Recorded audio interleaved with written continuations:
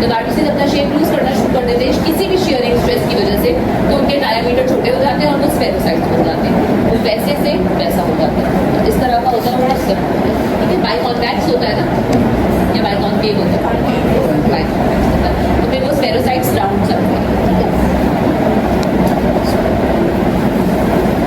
It is an autosomal dominant condition, other family members affected हो सकते हैं।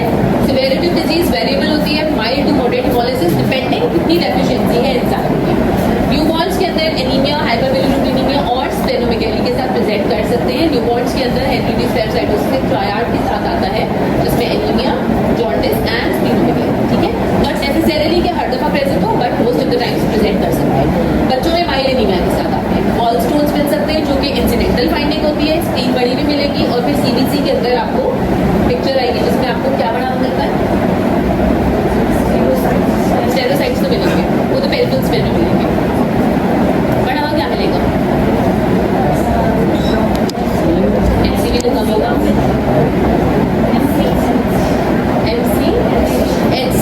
MCHC बड़ा हुआ, ठीक है। डायग्नोसिस कैसे बनाया, एचबी कम मिलेगा, रेटिक बड़ा हुआ मिलेगा, एमसीवी एमसीएच लो होंगे, एमसीएचसी बड़ा हुआ होगा। कितना होता है normal MCHC,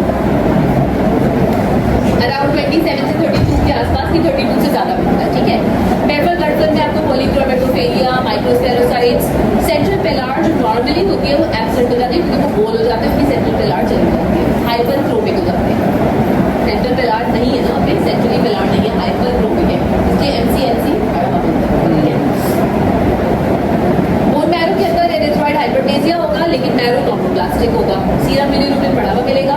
other diagnostic test में हमारे पास एक flow cytometry based EMA binding test है, ऑस्मोटिक फ्रेजिलिटी टेस्ट है। ऑस्मोटिक फ्रेजिलिटी टेस्ट में क्या होता है कि आप जितने आपके जो आरबीसीज हैं उनको इंक्यूबेट करके रखते हैं, डिप्राइव ऑफ आरबीसीज करके रखते हैं, और फिर different strengths of hypotonic saline के साथ उनको चेक करते हैं। शिफ्ट जो कर्व होता है उनका जो ग्राफ बनता है वो शिफ्ट टू क्या होता है, शिफ्ट टू लेफ्ट हो जाता है,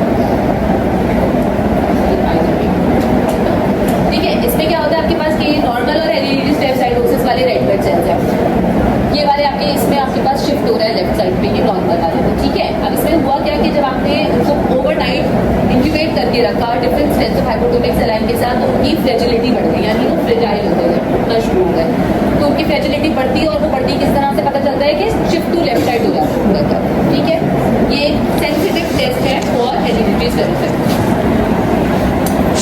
इसकी क्लासिफिकेशन कैसे बताओगे, mild, moderate, moderately severe, severe depending on the deficiency of enzyme, spectrum के ऊपर डिपेंड करता है, ठीक है। अब मैनेजमेंट कैसे करोगे, अगर एचबी मोर देन 10 है, रेटिक काउंट लेस देन 10% है, कोई ट्रीटमेंट की जरूरत नहीं है, सिर्फ क्लोज फॉलोअप एंड मॉनिटरिंग। अगर सीवियर एनीमिया है, पोल ग्रोथ है, पेशेंट बार बार एप्लास्टिक क्राइसिस में जा रहा है और एज छोटी है, तो आप ट्रांसफ्यूजन पे रखते हैं। अगर एचबी कम है, अगर रेटिक काउंट मोर देन 10% हो गया और मैसिव स्प्लेनोमेगाली है, स्प्लीनिक रिक्वेस्ट पेशेंट हो जा रही है, तो अल्टीमेटली फिर एडवाइस कर दी जाती है।